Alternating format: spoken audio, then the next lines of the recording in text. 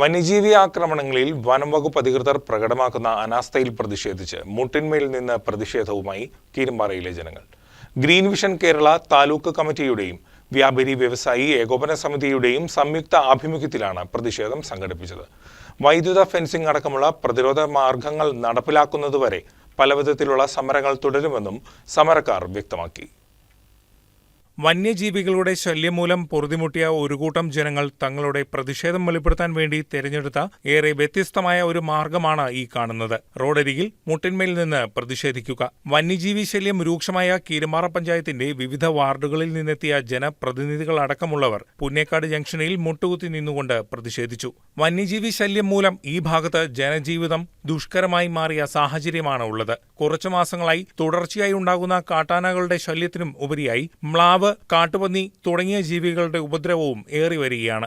ഏതാനും ദിവസം മുൻപാണ് മ്ലാവ് റോഡിനു കുറുകെ ചാടിയതിനെ തുടർന്ന് സമീപവാസിയായ യുവാവ് സ്കൂട്ടറിൽ നിന്നും വീണ് തോളല് പൊട്ടിയത്. തട്ടേക്കാട് ഭാഗത്തേക്ക് യാത്ര ചെയ്യുന്നവർക്കായി വഴിവിളക്കുകൾ പോലും സ്ഥാപിച്ചിട്ടില്ല. വന്യജീവി പ്രതിരോധമെന്ന നിലയിൽ വൈദ്യുത ഫെൻസിംഗ് ഇതുവരെ നിർമ്മിച്ചിട്ടില്ല. കാട്ടാനകളെ തുരത്താൻ രൂപീകരിച്ചിട്ടുള്ള RRTയുടെ പ്രവർത്തനങ്ങളും കാര്യക്ഷമമല്ല. ഇത്തരത്തിൽ ഉദ്യോഗസ്ഥ തലത്തിൽ നിന്നും നേരിടുന്ന പലവിധത്തിലുള്ള ഉദാസീന നിലപാടുകൾക്കെതിരെയാണ് ജനങ്ങളും ജനപ്രതിനിധികളും വിവിധ സംഘടനാ നേതാക്കളും ചേർന്ന് മുട്ടിന്മേൽ നിന്നുകൊണ്ടുള്ള പ്രതിഷേധവുമായി എത്തിയത്. മുട്ടുകുത്തി, അതായത് ഒരു മനുഷ്യൻ എത്രമാത്രം താഴാവോ അല്ലെങ്കിൽ സർക്കാരിനോടും വനംവകുപ്പിനോടും എത്രമാത്രം താണപേക്ഷിക്കാവോ ആ രീതിയിലൊരു അപേക്ഷയുടെ ഭാഗമായി കൂട്ടിയാൽ മതി ഇത്. കാരണം മനുഷ്യൻ മടുത്തു. കാരണം വന്യമൃഗശല്യം കഴിഞ്ഞ 6-7 കൊല്ലമായി കീരമ്പാറ ഗ്രാമപഞ്ചായത്തിൽ അതിരൂക്ഷമായ വന്യമൃഗശല്യമായി മുന്നോട്ടേക്ക് പോകുമ്പോൾ സർക്കാരും അതുപോലെ വനംവകുപ്പ് ഒന്നും ചെയ്യുന്നില്ല. എവിടെന്ന് ഇതിന്റെ പ്രതിരോധ പരിപാടികൾ ആരംഭിച്ചോ അവിടെ നിന്ന് 1 ഇഞ്ച് മാറുവാൻ സാധിച്ചില്ല എന്നുള്ളത് മനസ്സിലാക്കണം. കാരണം നേരത്തെ ഒരാന 2 ആന ഉണ്ടായിരുന്നത് 8-10 ആനകൾ കടന്നു വരികയാണ്.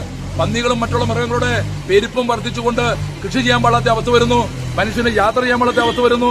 രാത്രികാലങ്ങളിൽ പോലും ഈ പുന്നേക്കാട് തട്ടേക്കാട് റൂട്ടിലേക്ക് ഒരു മനുഷ്യന് സ്വസ്ഥമായി യാത്ര ചെയ്യാൻ സാധിക്കില്ല. അവൻ മരണം മുന്നിൽ കണ്ടുകൊണ്ടാണ് ജീവൻ പണയം വെച്ചുകൊണ്ട് മുന്നോട്ടേക്ക് പോകുന്നത്. വ്യാപാരി വ്യവസായി ഏകോപന സമിതി പ്രസിഡന്റ് VJ മത്തായി കുഞ്ഞ് സ്വാഗതം ആശംസിച്ചു. വാർഡ് മെമ്പർ ബിന്ദു പൗലോസ് യോഗം ഉദ്ഘാടനം ചെയ്തു.